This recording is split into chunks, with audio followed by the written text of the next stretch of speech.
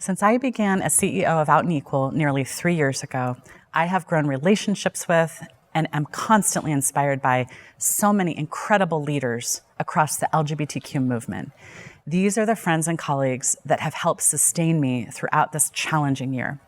From those on the front lines ensuring that LGBTQ youth facing homelessness are not left behind, to those in the corridors of Congress working on federal equality legislation, my peers around the world are working nonstop on behalf of all of us.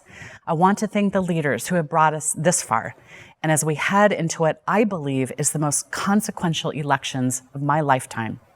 Today, I'm thrilled to welcome Carey of the National LGBTQ Task Force, Alfonso David of the Human Rights Campaign, Mason Davis of Transgender Europe, Nadine Smith of Equality Florida, and Mayor Anise Parker of the Victory Fund and Victory Institute, and our moderator, Dina Fidas of Out and Equal.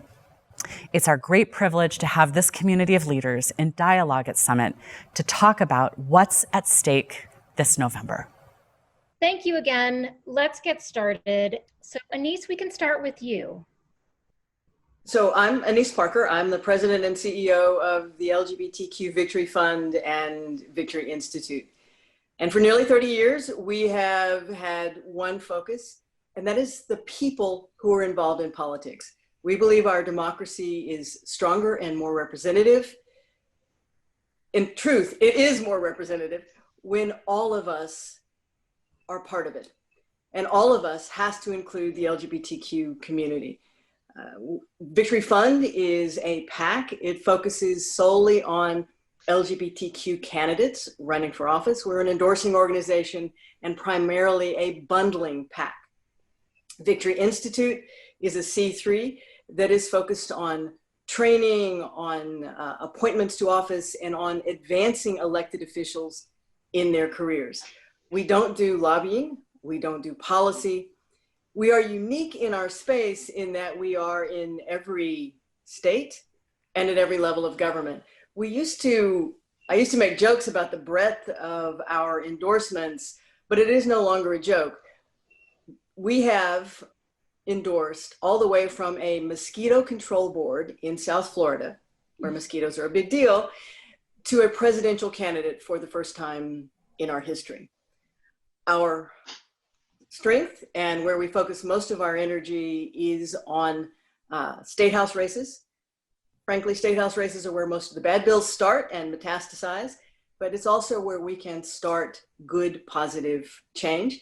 And a lot of our state house candidates ultimately end up in higher levels of office.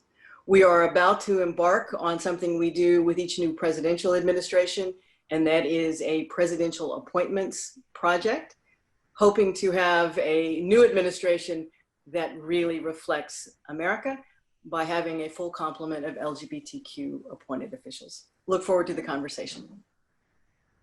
Thank you so much, Anise. Welcome, Alfonso. Hello, everyone. My name is Alfonso David, and I am the president of the Human Rights Campaign. So the Human Rights Campaign is the largest LGBTQ civil rights organization in the world. And we focus on electoral politics and policy. We focus on programs that affect all facets of our lives. And we also focus on education and outreach initiatives to advance cultural change. Now, the Human Rights Campaign, when you think about electoral politics, we endorse candidates from the president to local races. In the last electoral cycle, we endorsed more than 480 candidates for office. And the goal, of course, there is to make sure that we have candidates that are pro-equality candidates who can support LGBTQ communities. Separate from the electoral politics issue, we also do programmatic work. We have 11 different programs that range from HIV equity to HBCU, from transgender justice to all children, all families, providing services to LGBTQ youth. And then finally, education outreach. The goal is to make sure that we affect cultural change. How do we affect cultural change? We do that by educating the public about issues that are most impactful for members of the LGBTQ community. I came to the Human Rights Campaign about a year ago. Prior to that, I was chief counsel to Governor Andrew Cuomo, where I served in government for 12 years, working on a variety of issues, from marriage equality to criminal justice reform, from paid family leave to discrimination against members of the transgender community. It's my pleasure to be here, and I look forward to the conversation as well. Thank you so much, Alfonso, and welcome, Ray. Hey everyone, I'm Ray Carey. I'm the Executive Director of the National LGBTQ Task Force. And for almost 50 years, we have been focused on building the power of our community from the grassroots up. So we train people in their communities and through our National Creating Change Conference in the skills they need to create change, to make a difference in their own communities. We also do our work from the core belief that every single one of us as LGBTQ people is a whole person. We can't, for example, be a lesbian one day and a mom the next day and an immigrant on the third day. We are all of ourselves all of the time. And so when we do our work, we look at the connections in our lives and how grassroots organizing and legislation can help to support us in all of our lives. We are a racial, economic, gender, and social justice organization working with LGBTQ people around the country so that we will, as a community and as families, achieve full freedom, justice, equality, and equity. Thanks so much for having me. Thank you so much, Ray. Welcome, Nadine. Hello, my name is Nadine Smith. I'm the Executive Director of Equality Florida, and I've been with Equality Florida since 1997. And in all of those years since our formation, we have blocked every piece of anti-LGBTQ legislation that has been hurled our way in our state capital. And we've done it by forging coalitions and understanding that justice is indivisible, that we must show up when it comes to racial justice. We must show up when it comes to protecting personal autonomy. We have to show up to defend democracy. And part of the reason we've been successful in building an organization, one of the largest statewide organizations in the country, has been because we've invested in coalition building and we have invested in grassroots organizing. Right now in the state of Florida, the majority of the population, more than 60% of the population, live in places where local ordinances protect us from discrimination based on sexual orientation and gender identity. And one of the overlooked components of doing statewide work is collectively all of the state organizations work together through something called Equality Federation. And collectively we have a massive database, a bigger database than any individual national organization. And I think for the first time, that resource is really being tapped in the upcoming election to mobilize not just LGBTQ voters, but pro-equality voters, voters for whom equality for the LGBT community is a litmus test issue, and ensuring that they are educated on where candidates stand is going to be critical. And of course, Florida, as everyone knows, is always an important player when it comes to presidential politics. The final piece that I think is important to say in front of this audience is that the successes that we have seen and the challenges that we face are largely shaped by our relationship with the business community. It has been business leaders standing side by side with us in those county commission meetings, in those city council meetings. It is our Equality Means Business coalition that has really lifted up the voice of corporations, large, medium, and small in our state, and has really taken on the push for a statewide non-discrimination law. And when we look back through history, it's always important to remember the role that merchants, the business community, has often played around social issues when politicians become entrenched. So I'm thrilled to be with you, and I'm eager for the conversation. Thank you so much, Nadine. And Mason, welcome. Hi, thank you so much. It's really a delight to be here with such amazing colleagues and leaders in our movements. I'm Mason Davis. I'm currently the Interim Executive Director of Transgender Europe. We're a network of 152 trans-serving and trans-led organizations across Europe and Central Asia, represented in 46 countries throughout the region. And a little different than my US-based colleagues these days, really trying to build a robust, well-resourced, well-skilled movement for intersectional gender justice throughout the region. There have been, as we'll talk about today, a lot of attacks that we've seen against our communities in recent years. And that is being felt very severely right now, especially in Central Asia and many of the countries where COVID and the challenges have been used to make life a lot harder for trans people over here.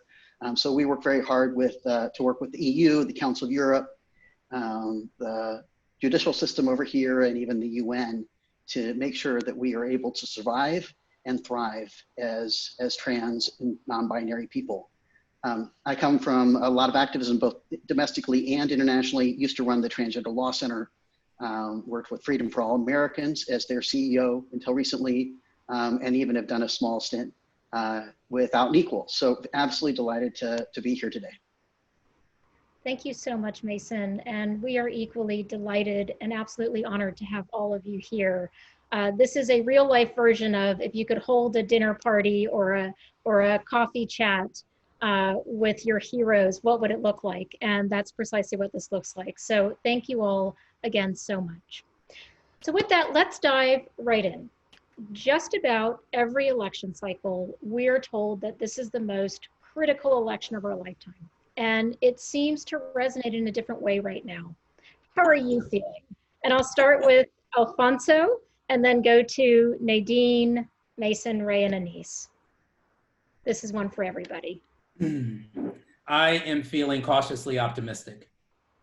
We have to be vigilant. We have to do everything in our power to win this election.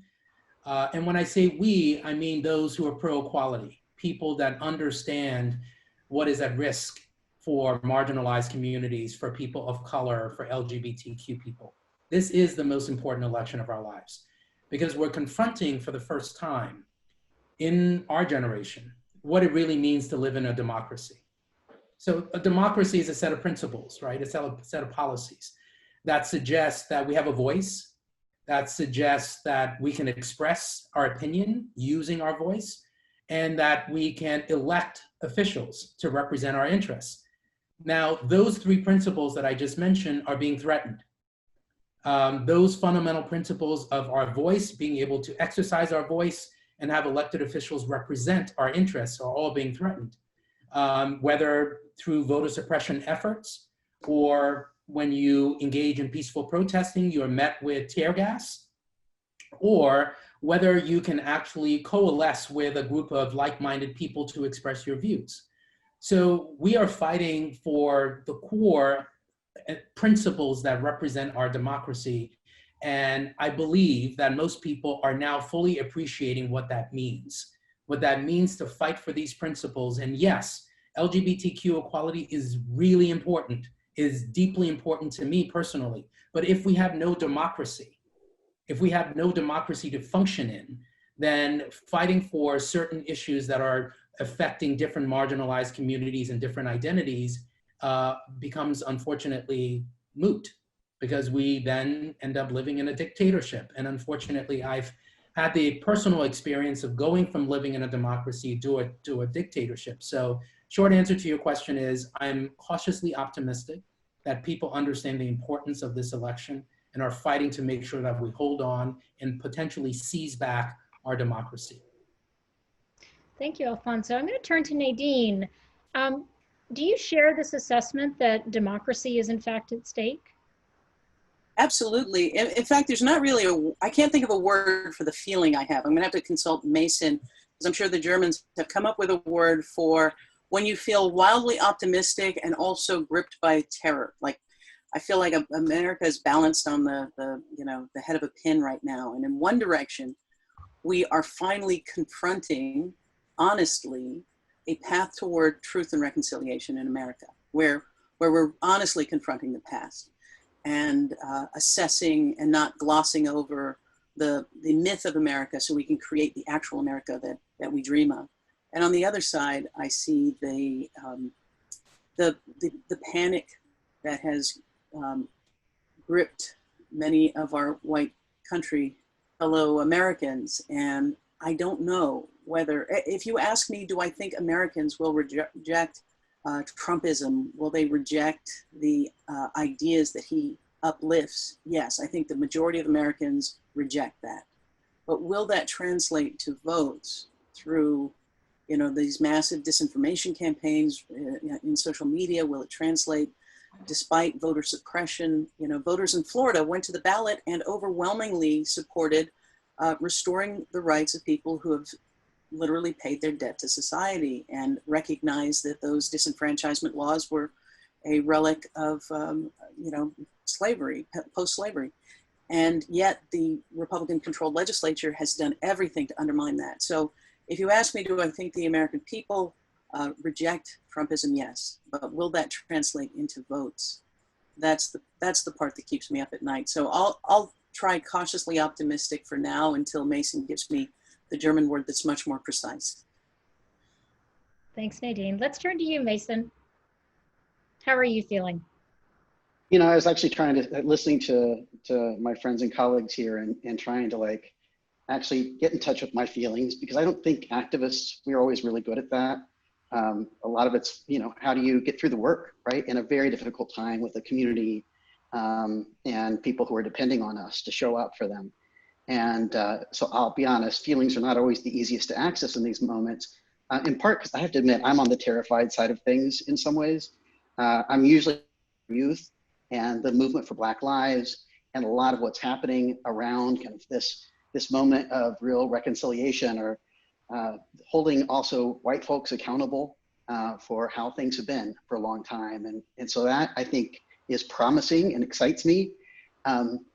I moved to Berlin to take this role, and I've shared with some people, each day I walk down the street and I have reminders of Germany in the 1930s and 40s, including, passing bronze cobblestones of Jews and at the time activists that were standing up for their fellow citizens and who are no longer here, people who were taken to places like Auschwitz and that are scattered all throughout the city and all throughout this region. And I make a practice now of every time I see one of those, taking a moment to read them and to remember that democracy and civil society is not something we can take for granted. We have to be willing to stand up and to fight for it, and to make sure that the most vulnerable among us are protected. So I believe in my fellow people in the United States. We can do this. But gosh, we really need people to get out there and vote and make sure that we stay on the right side of history here. Thanks, Mason. Ray, how are you feeling right now? I shared some of my friends here and their feelings of both hopefulness and fear or terror. I think I would say I feel incredibly determined. And I'm a glass half full person, so I have to be hopeful because the alternative is devastating. And I think it's hard on a day-to-day basis to both take in the gravity of this election and turn that into motivation. And as I've talked to people around the country, a lot of folks are struggling with that. They plan on voting, they're determined to vote, they're working their friends and family to vote. And I share a lot of people's fears that the attacks on the core systems that should enable our democracy to work are infuriating. And when we just look at the court rulings, there have been a number of court rulings lately to further suppress voter access to the polls and voters to be able to have their voice heard.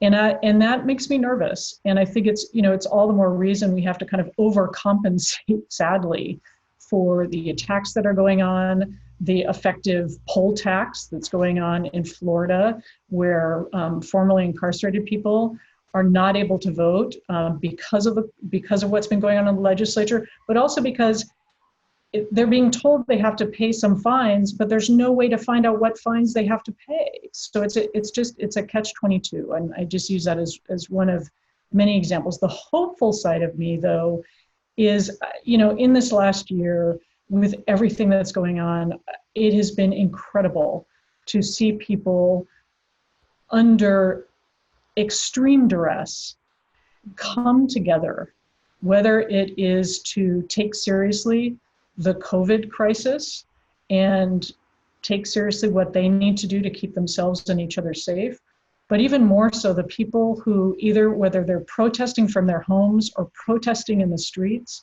violence against Black people and police violence, I've never truly seen anything like it, and hope that that energy and that determination can be sustained, and that people will vote, and that we will insist on all of our votes being counted this election. Thanks, Ray. And Anise, how are you feeling? I'm feeling cautiously optimistic, and maybe because Washington and what happens there it's not the center of my universe. And the candidates I work with, there are more than 900 openly LGBT candidates running across the United States. Victory Fund has endorsed more than 300 of them. And so I am working every day with people running in down ballot races and in their communities because they care.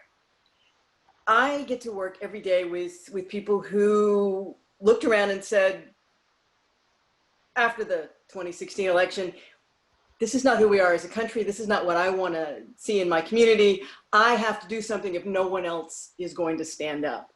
And people are standing up everywhere, over and over and over again. The fact that in 2018, we saw more women, more candidates of color, more LGBTQ candidates than ever in American history is a good sign. I mean, it is a reaction, but it is a good sign of the health of our democracy. What we have to ensure is that these sprouts are allowed to grow. I agree completely with what was just said about voter suppression and challenges to democracy. And I absolutely believe that the President of the United States is a threat to our democracy, and it's a threat to the rule of law here in the United States, and certainly is engaged in voter suppression. But what I see is the flowering of democracy across the country, and more people, particularly, I don't know if we've gotten to the point where the millennial generation is actually going to vote in numbers, but they're paying attention in ways that I've never seen before. And they give me hope and they give me optimism. It's wonderful to hear. Thank you, Anise. Now, when I look at all of you, you are leaders who emerged during the height of the HIV and AIDS crisis in the 80s, under an administration that could not respectfully talk about our community, an administration that could not effectively leverage the government to meet the needs of all people in this country in terms of their health care. I'm looking at a group of leaders who have been in the front lines of the earliest LGBTQ marches in Washington. I'm looking at leaders that were in the closed door meetings to look at the viability of marriage equality, to work with lawmakers on the first piece of federal legislation that included our community. How does this moment, given all of these superlatives we're now hearing, most urgent, most critical election, how does this moment compare to other inflection points in your careers and lifetimes of advocacy? Yeah. When I do think about this election, I was actually thinking about this the other day, having come up in the 80s and this kind of bookend of pandemics when Reagan couldn't say the word AIDS and the current occupant of the White House lies about COVID. It's extraordinary. And particularly for the LGBTQ community, I think about this moment, this time. We have had tremendous success. We have done things I truly did not think would happen in our lifetimes, and we have so much more to do. And this election, I think, will be determinative of our path forward. It will determine whether or not we are able to achieve some of the things we want to achieve in the next few years, or we will have to wait decades more. And I'm not just talking about something like the Equality Act, which we are all working for. I'm talking about the full ability to live our lives without fear of discrimination or violence or court rulings or holding hands walking down the street or having to explain what our families look like. So I do think this is, every generation is consequential. Every generation has on its plate the things that are critical for people to live healthy, full, and happy lives. And there is no shortage of those things for LGBTQ people in this election. And I would include in that not only looking at our physical health, but also our mental health as a community, looking at housing, looking at what's going on in the justice system, and certainly the violence against Black and Brown people in our country. And so I do think it does sound like cliche, but this is truly one of the most critical votes that people can cast in all of our lifetimes. So I'm actually a little older, and I attended my first LGBT organizing event in 1975. And I was an activist starting in the 70s. And what strikes me so much about what's happening now is that, first, we are so far beyond what we ever thought we would achieve in our lifetimes when we were starting just post-Stonewall. Mm-hmm. But we also had this idea that progress was linear. And what we see now is that so many of the things that we were fighting for and so many of the things that we thought we had, now we have a stake in the ground on this issue and that issue, that we've achieved them, but they can be unwound. They can be undermined. They can be rescinded or repealed. I used to debate anti-LGBT activists. Some of them are still around here in Houston with me, and they used to talk about the homosexual agenda. And I used to laugh and I used to say, there's no such thing as an agenda, the homosexual agenda, the gay agenda. Like, we all got in a room together and we shared notes. But after decades of activism, I do realize that there is a shared agenda, and it's fairly straightforward. We want to be able to go to school and not be bullied. We want to be able to walk down any street in America and not be assaulted. We want to be able to hold jobs and not be fired. We want to be able to marry those we love. We want to be able to adopt children. We want to be able to serve openly and honestly in the military. And we want to be able to live without somebody trying to cure us or fix us. That's pretty much the agenda. And there's a lot of those things we can say, check, we've got it. And then what we've seen over these last few years is that, no, we don't. We have to keep fighting and clawing to hold on to them. And they are not equal across our community. And that's been the revelation. And it's both the inspiration and the fear that we can't stop. Civil rights are not something that you achieve. They're something that you continuously work for. So I really appreciate that, Anise, and that I think that belongs on a bumper sticker. Alfonso, you wanted to jump in. Yeah, as I think about this moment and how it compares and whether or not the inflection points are the same, I think, well, I'll say two things. One, I try not to create hierarchies of experience, because I think what we've done culturally is create hierarchies of identity. And in so doing, we've forced many people of color and members of the trans community and members of the bi community in the back of the bus without intentionally doing so. For me, what I see this moment being so unique I see it being a unique moment because for the first time in my lifetime, I see an opportunity for us to see beyond ourselves. What I mean by that is, for the first time, I think we can try to start dismantling systems of oppression that affect marginalized communities, and specifically Black people, brown people, transgender people, bi people, people living in poverty. Like, we have an opportunity to really do that for the first time, because there's a new generation that actually believed in the principles that they were being taught. And that generation is now holding the adults accountable. You can argue that we've done that before. We certainly did that with the AIDS movement. But this is different. This is different because we're doing it through what we often label as an intersectional lens. And can we actually advance policies that don't necessarily directly affect us, but we understand the benefit to our community? Community being broadly defined. So for me, I see this as being radically different than the other challenges that we've overcome in the past, because we are actually talking about putting marginalized communities in the front seat in a real way for the first time. And if I could add to that, you know, I came into activism around HIV and AIDS, organizing around ACT UP, you know, organizing die-ins and demos.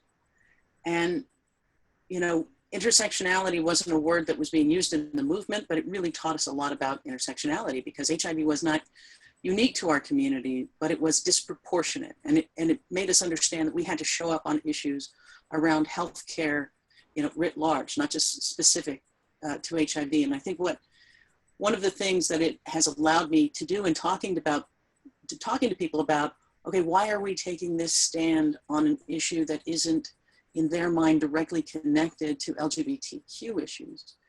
And I say, for the same reason we showed up on HIV. It is disproportionately impacting the most vulnerable in our community. And a world where the most vulnerable in our community is safe is a world where you're safe. The reverse is not true. A world where the most comfortable in our community is safe isn't safe for everyone. And so I think that this is that, you know, it's why I vacillate between, you know, terror that our democracy is being dismantled in front of us, and this incredible rush of optimism that there are people who are not mumbling or talking past or too afraid to call the question in leadership. Young leaders, leaders in the Black and brown community, people who are making the connections because they live those connections.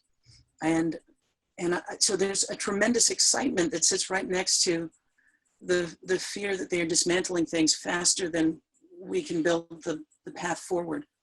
But I also look back on our ancestors. I know, you know, my grandparents in Shelby, Mississippi, you know, my grandfather helped to form the Southern Tenant Farmers Union, organizing Black sharecroppers.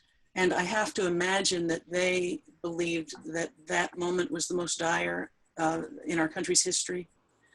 So I agree with Alfonso about being careful not to create that hierarchy. But I guess what I would say is this is a clear and present danger in front of us that requires extraordinary action and focus. And the stakes are incredibly high. And here we have an administration that is content to let hundreds of thousands of Americans die. And you know, what has become normalized under this administration is perhaps the most chilling. So I think our voices, you know, it's not hyperbole. We're trying to really establish for people how high the stakes are. And, you know, we spoke theoretically that he could shoot somebody in Fifth, you know, Avenue and get away with it. Well, we've watched him enact policies and ignore his responsibilities in ways that have caused hundreds of thousands of deaths that did not need to happen. And so, yeah, it is not hyperbolic to underscore for people how critical this election is, how important their vote is, and that after this election is when the real work begins. Thanks, Nadine. Can I weigh in on this as well? Yes, thank you. You know, I was thinking a lot about how things have changed, and I started LGBT activism when I came out the first time in 1990. I did come of age during ACT UP and Queer Nation, and that's where I cut my teeth, as well as clinic defense, because there was a lot of overlap and intersections we knew at the time between reproductive justice and LGBT rights. And I miss that direct action culture that felt very important, not just from a place of advocacy, but also a place of politicization and learning about who we are as queer people. That certainly informs me and a lot of my peers today. And it's just different. I mean, that's, there was no social media then, right? There wasn't an internet, barely. So it's very different times than the way we see people organized today. But I think as well back to then, and I barely knew at the time what transgender meant. I didn't even know that I was transgender in 1990 because I'd never met anybody before. I'd never seen a trans person in the media other than maybe Billy Crystal on Soap. I mean, it really was a very different world that we're in today. And I share that because one, I mean, I agree. We have experienced progress that I never would have imagined. If you have a chance to see if you haven't seen the documentary Disclosure that Laverne Cox worked on, it's really a pretty spectacular piece going through how trans people have been depicted in the media, and also a reminder of how much work we still have to do. The reality is that while we've seen a lot of progress and we finally have some good, at least rights on paper, right? We've got basic legal protections now, especially since the Supreme Court decision earlier this year that LGBT people are covered under sex discrimination laws, which is great in employment. We're also seeing this incredible backlash against trans people as we have become more visible. And so I agree that we want to be able to just live our lives in peace. And for a lot of trans people, especially Black trans women, we just want to live. The violence and the murder of trans people, especially trans people of color, has gone up in recent years. So this progress has not been even. Unfortunately, we are seeing many very conservative forces that used to be anti-gay, anti-marriage, now focus like an eye of Sauron on trans people. And that is very different than the circumstance we're in, even 10 years ago, where many people didn't quite know who trans people were, and the issue had not been politicized in the way it is today. So I think we have things to learn from back in the day, and some thinking to do about how do we protect those most vulnerable in our communities today. So what precisely is at risk for the LGBTQ community this November? What's on the line? Without sounding hyperbolic, what's on the line in this election is our lives. What I mean by that is we have a federal administration that has ignored the rule of law. You have a federal administration that is seeking to take on the role of the legislature and enact law. And there are a few different examples. The Supreme Court clearly said that LGBTQ people cannot be discriminated against in employment, and that non-discrimination laws that prohibit discrimination on the basis of sex include sexual orientation and gender identity. Despite that opinion, the federal government has gone the other way and said that transgender people should not be protected under healthcare. They've gone the other way by saying that transgender people can be denied shelter for homeless services. They've gone the other way by saying that same-sex couples, single women, religious minorities can be denied adoption services or foster services. So the first is our lives. That's what is on the line. The second is our democracy at its core is on the line. And the third, I think most important thing from my perspective is how we interact, whether we can interact with each other is really on the line. Thanks, Alfonso. Mason or Ray, did you want to, I mean, everybody, but if any of you want to jump in with a succinct answer to that, that'd be great. I do, but Ray, want to go ahead? Oh, you're on mute, Ray. I'm smiling. Go ahead, Mason, because I'm smiling because Alfonso and I just had a mind meld. I would have said the exact same thing. So I can say a version of that, but go ahead, Mason. I think it's important to remember that what's at stake with this election doesn't just impact the United States. There is a larger question here about democracy, about the law, about humanity and human rights that we cannot ignore. Already we are seeing many countries rolling back, in particular, trans protections, but also LGBT protections and basic democracy in many cases, because they feel emboldened by Trump. When our federal government says that certain actions are okay or what will be tolerated, when we abdicate our leadership in the world community, or even our partnership in the world community, others notice. And it is not just a threat for us, it's a threat for everybody. Thanks, Alfonso. Okay, Yeah. before we move now. I'd like to just add, if I could just add one other piece to it. Absolutely, our safety and the legal protections are at risk. The structures of democracy are at risk. I think the other thing that we have to acknowledge is the incredible spike in hate crimes, the emboldened and empowered attacks, not simply through the mechanisms of government, but individually. The vigilantism, the harassment in public space of our community, of people who speak a language other than English, of immigrants, all of these are cascading effects of the messaging and the emboldened hatefulness of those who are in the Trump worldview, not real Americans.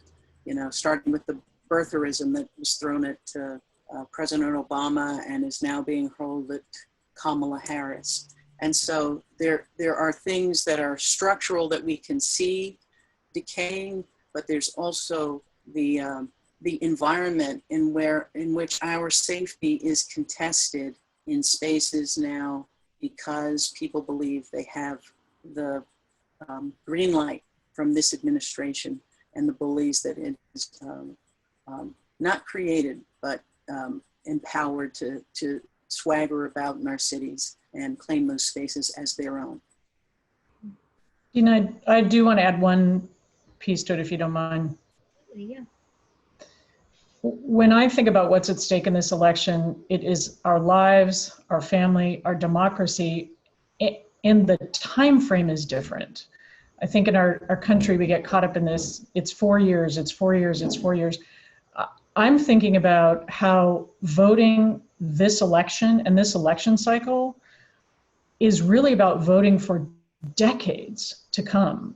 When we look at, just take one, let's take the courts, what has happened in the court, and the possibility of more appointments like we have seen for the past 3 years, including Supreme Court appointments. It will be devastating for generations to come. That's what's at stake. Let's pivot now to the very concrete discussion about the election. What are your organizations currently doing to turn the tide in November? Let's start with Anise Parker and Alfonso David on those. So we're absolutely focused on our endorsed candidates, the more than 300 out LGBT candidates running across the United States.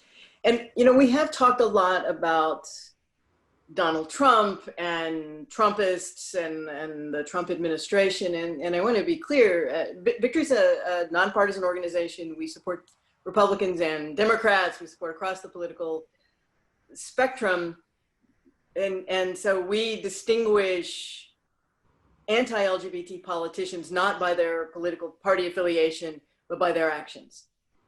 And to us, the most important thing besides helping the candidates that we are working with achieve victory is to make sure that every American has access to the ballot.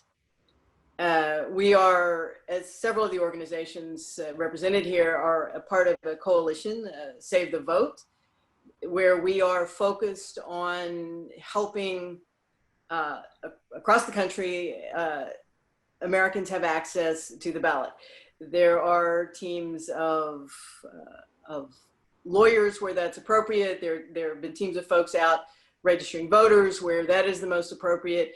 there are folks out providing information and counter information to the lies that are being spread about things like vote by mail. So many of us are involved in that effort, but for us, the most important thing is to ensure that Americans who desperately want change, who want to be involved, have the best path to be involved. And that is making sure that there's full ballot access across the United States. And then, of course, it's always great. We believe that if you put the right people in the right place, they'll do the right thing. And for us, the right people in the right place are members of the LGBTQ community. So I'll just put that plug back out there as well. Thanks so much, Anise. And Alfonso, would you like to talk about what the Human Rights Campaign is doing headed into the election? Sure. So the Human Rights Campaign is doing a variety of things this election to make sure that we support pro-equality candidates and that we increase voter turnout. And I'll just run through a few things. I'll probably put them into 4 or 5 categories. First, we're increasing voter turnout in as much as possible. We want to make it easier for people to register, make it easier for people to check their registration, make it easier for people to request absentee ballots. How do you do that? That takes me to the second point, increasing voter awareness. We have to make sure people understand the options that are available to them in their home states. The voting laws are different in each and every state. And so there may be certain options that are available to you in Delaware that are not available to you in California. So we want to increase voter awareness on absentee voting, on voting by mail, on safe in-person voting. The third is we're providing guidance to help transgender and gender nonconforming voters navigate the voting process and the patchwork of voter ID laws that exist throughout this country that unfortunately all too often prohibit someone who is transgender from voting in an election. So we had more than 300,000 transgender members of our community that will face challenges in this election. So making sure that they understand what those options are. Fourth is, focusing on voters that often face the most challenges. We're talking about students from historically Black colleges and universities. We're talking about other voting pockets that may face challenges and making sure that they have those options. And then finally, leveraging technology. We're living through a global pandemic, so we have to make sure we increase voter education and engagement.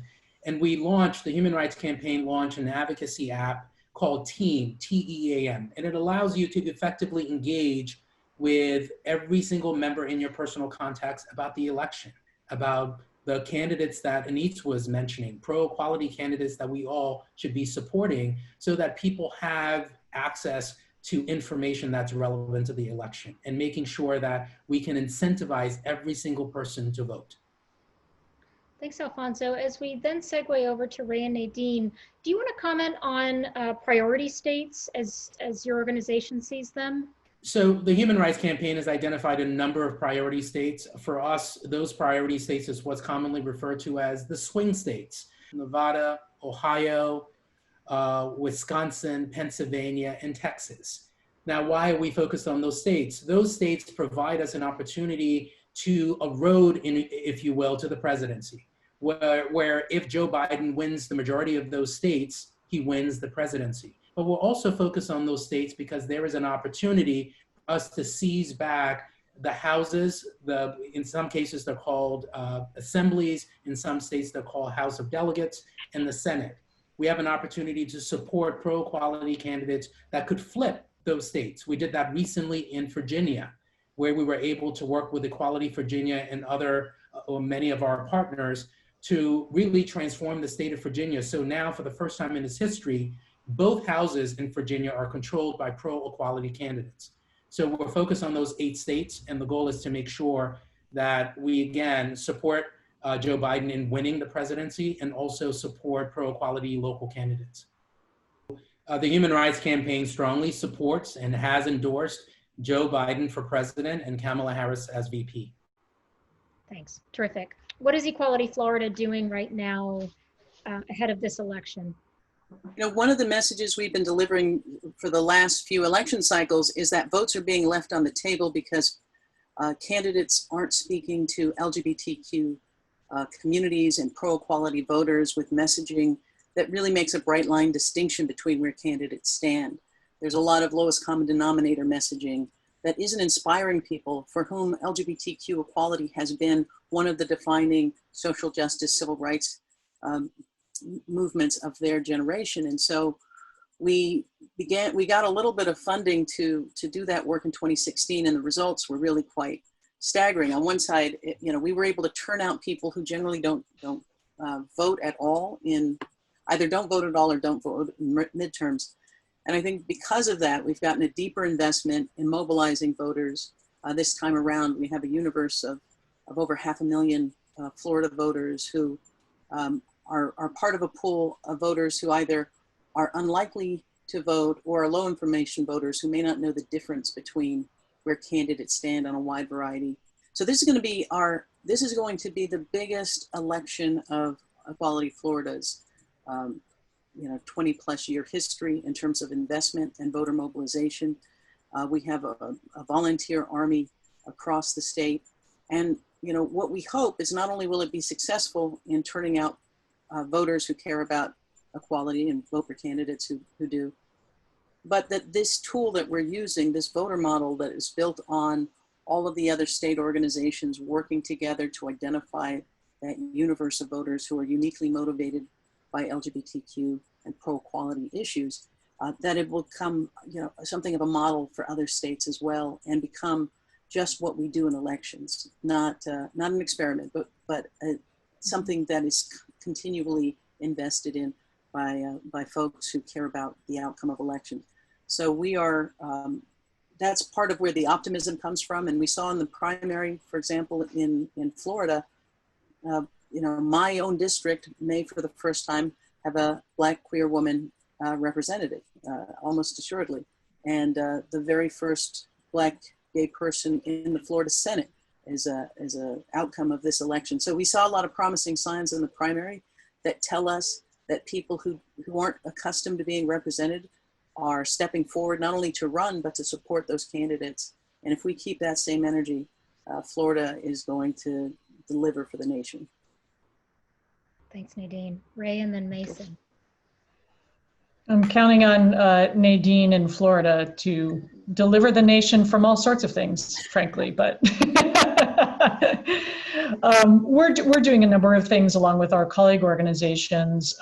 First and foremost is really talking to people, and LGBTQ people in particular, about how the core of our experience for so many people throughout our lifetimes is this coming out or being seen, right? Being seen, being heard, in the insistence on who we are. And voting is just one example of that.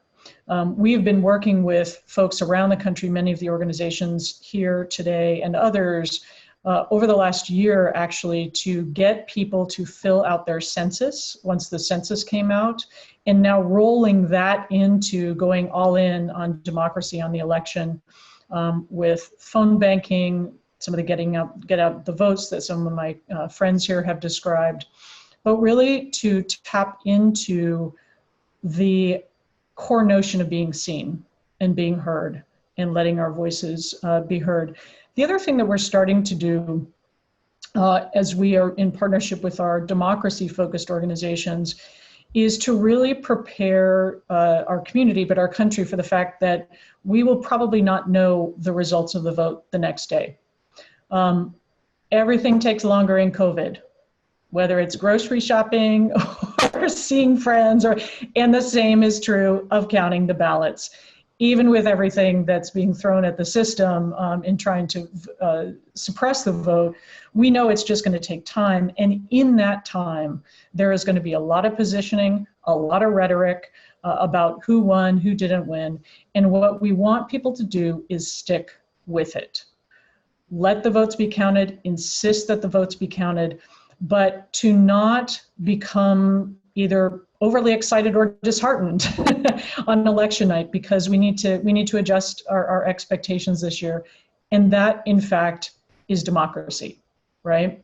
And I think the last piece is just, again, reinforcing the resilience of our community and the participation and voter engagement. We know from past elections there are many members of our community who are eligible to vote, who never registered to vote. And in a number of states around the country, the margin of victory for pro-LGBT candidates was such that we have more LGBTQ voters that could overcome that margin of victory. And so people need to get out to vote and bring their friends with them, whether it's virtually or in person. Thanks, Ray. Mason? Yeah, history has its eyes on us, right? Like it's time to get out and actually vote, however long you've got to stand in line, whatever you've got to do. This is the year for that. The other thing I'm reflected recently, I think I've given more of my own dollars to candidates this year than ever. Getting resourced to the right candidates to be in these races seems really incredibly important right now. There are a number of different efforts and groups that can help you connect with people. One I've been involved with just as a volunteer on my own is the Q Trust. You can check it out, qtrust.org, which is basically a curated list of many pro-equality candidates in very critical swing states and swing districts where they could make a big difference if they won, both around just the electoral map, but also looking at how do we continue to make progress in the states to get more non-discrimination laws passed.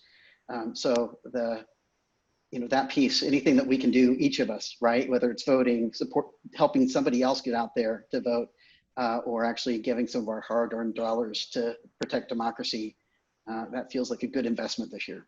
What's the plan if we face another 4 years of this administration? You invoked HIV and AIDS and how so many of us began our activism or that shaped our activism. And I think the message and the thing that we take from that is a reminder of how hopeless things have seemed for our community in years past. When the '93 March on Washington was being organized, it wasn't because there was any anticipation that Bill Clinton was going to emerge as the Democratic candidate. It was outrage that, all of these years into HIV and AIDS, we still were treated with contempt and neglect and terrible Supreme Court decisions. I think the message for our community is that we are resilient and that we are fighting for our survival and our freedom and our country with more resources and more allies than we've ever had. So while the stakes are high and the cost of failing to end this administration are staggering,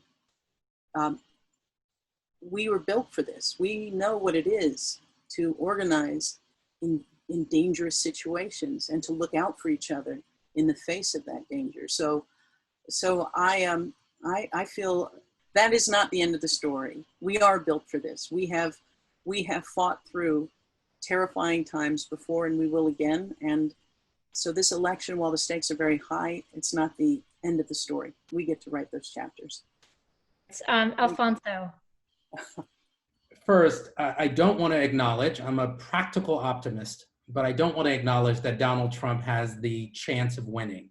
But assuming that we're facing another 4 years of this administration, what I would say is this: our work is a journey, it's not a destination, it's a journey. And what we need to remember is that we are winning. We're not losing, we're winning. You only have to compare where we are today to where we were 10 years ago, where we are today from where we are 5 years ago. Now, this administration is implementing regressive policies, certainly, but we are winning in the court of public opinion. And if we, for whatever reason, are not able to succeed in this election, I don't believe it will be because the court of public opinion don't support LGBTQ people. More than 70% of people who live in the US support non-discrimination protections to include LGBTQ people, more than 70%. So if those numbers are not reflected in the election, from my perspective, it means that the voter suppression laws are working, and we know they're working. And what we will do is we will continue to fight harder than we've ever fought before. We will lean in on our successes. that we've achieved. We're going to fight in states to shore up protections, because we know that the federal government is not the only place where we need to ensure protections. We also need to ensure protections in the states.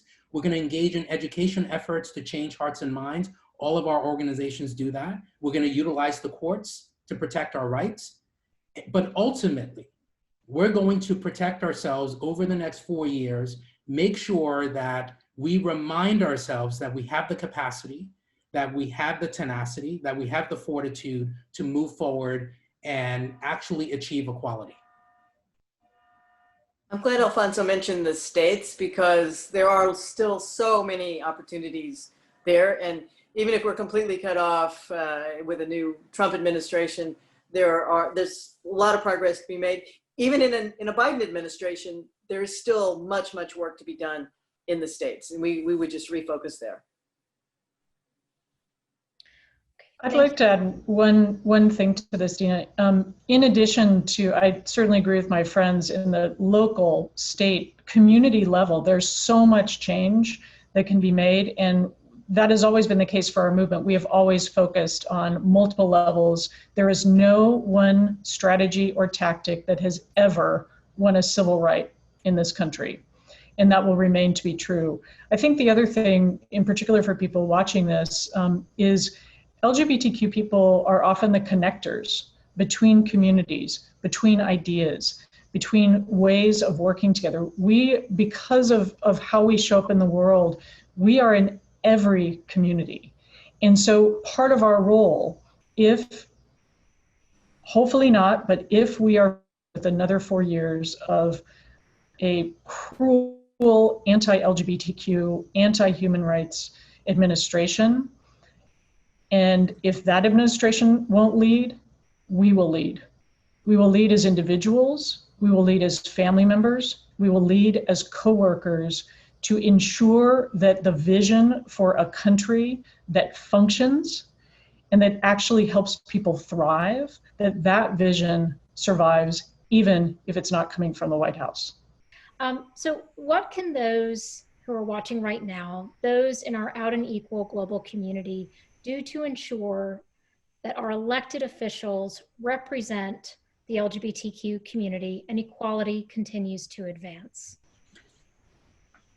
Question is, what can our community do to ensure that elected officials represent us and that we can advance equality forward?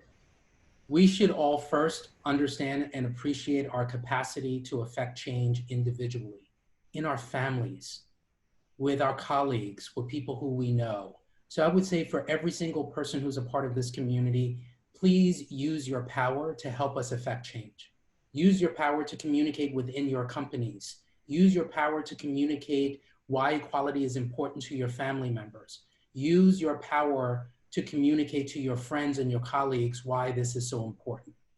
And second, I would say, please, to the extent you have the time, volunteer.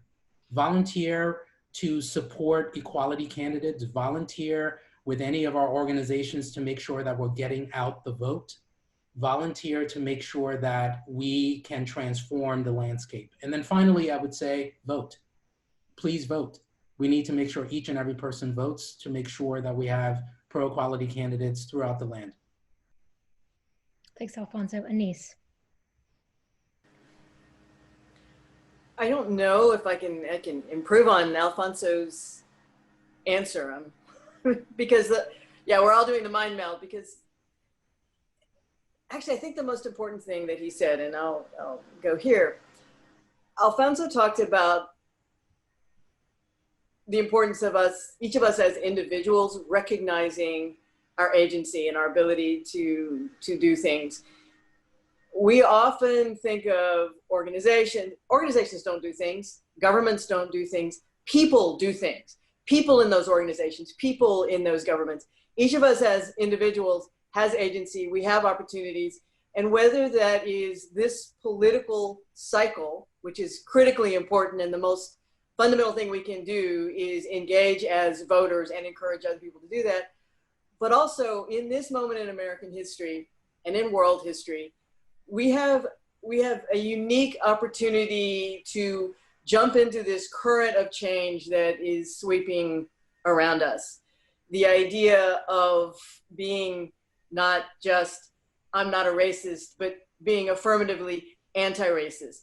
The idea that it's not just enough to be aware that climate change is happening, but I can do certain things to do my own part for that. I could go on, but each of us has an opportunity, and we have agency, and we have to take ownership of that. And it doesn't have to be huge. It doesn't have to be big. One thing, vote. One thing, and another thing, and then the next thing. But that we as individuals, no one else is coming to save us. No one else is going to fix things. We are going to do it, but we're going to do it together. We're not alone. Thanks, Anise. Ray? I agree certainly with my friends about voting and being engaged, that and doing whatever is safe to do for yourself and your community and the issues that you care about. And I think, you know, at its core, what I would ask the community of people who are at this summit, I was with you last year. I'm so sorry we can't be together, but to think about what kind of country you want to live in and what feeling you want to have the day after Election Day. And then pick just a couple of things, in addition to voting, you feel you can do to make a difference. And for us as LGBTQ people, I would remind us that at the core of the work that we have accomplished over decades and decades and decades, it is about telling our truth and all of who we are, not just a piece of it. So find someone you haven't talked to yet and tell them your truth and tell them why it's important that you and they and everyone else we care about is going to get the feeling they want the morning after all the votes are counted. The message of activism has always been come out wherever you are, and that we are everywhere. And I think right now is a moment where people who care deeply about protecting democracy, civil society, have to come out. We cannot be afraid to have these conversations in our families, in our companies, in our social media networks. Let us not allow the divisiveness and the fear-mongering to silence us in those spaces, and to speak from the heart about why voting matters. I know I'm having conversations with my nieces and nephews. My son's too young to vote, but you know, these conversations are how things change. And I think to this audience, although we're talking, you know, not as though you pull all the levers within companies, but it is an irreducible fact that in moments of great social unrest and tumult, it has oftentimes when entrenched political machinery fails to move. You know, it was the merchant class in South Africa in the wake of the boycotts who said, come to the table and negotiate. It was the merchants in Birmingham during the bus boycotts that told the city council, you must come and negotiate. And what I would say right now is, you know, I love seeing things where businesses are, you know, letting employees off to go vote, converting stadiums into places where vote by mail ballots can be dropped off. Think about the ways that you can push the places where you do have influence to expand the possibility of enfranchisement for more people. Because our hopes, our theory of change is that the more we are out, the more we confront stereotypes and bigotry and prejudice that's based on ignorance and fear, the more society changes, the more people support us, and the more people support us, the more voters support us, and the more voters support us, the more policymakers support us. All of that is premised on a functional democracy. And that, it hangs in the balance right now. And the voice of business leadership and the business community, from the Super Bowl ads that get chosen to the messages that get delivered through the workplace, are a critical component of that. I'm on the Florida Chamber of Commerce Foundation, and there's tons of research about how much of an impact delivering the message in the workplace about the importance of voting is. And so I hope that all of us, no matter where we are, we keep asking the question, how can we do more to turn out more voters to protect democracy in America? And I hope that you all will use your voices to do that. Thanks, Nadine. And finally, Mason. We're going to wake up the morning after Election Day, and we probably don't know who will have won the election. And we will still be a very divided country with a lot of people hurting. And I think it's important, especially for those of us who are in the workplace, those of us who may supervise or manage people in the workplace, to be tender with each other and to know that no matter how people vote on Election Day, people are going to feel anxious and stressed, and we're going to have a lot of healing to do as a nation. This has been an especially difficult year, 4 years, and I think we should anticipate that whatever happens, there's still going to be a lot of polarization that we have to work through. And one thing that really strikes me these days is there aren't a lot of places where people come together across the political spectrum. You know, our churches oftentimes are divided now, our neighborhoods, the media we watch, and yet we come together in workplaces with very different people oftentimes than ourselves. So I really encourage people to keep having conversations. You know, talk to your family, but talk to your coworkers. How are they doing? What is their future for this country? What is their future and their hopes for human rights and civil rights and freedom for all? And how do we get there together, no matter what happens with the election?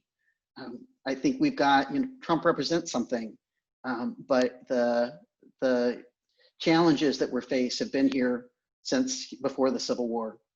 And I think that we should use this opportunity to do some additional healing and figure out how do we move forward together.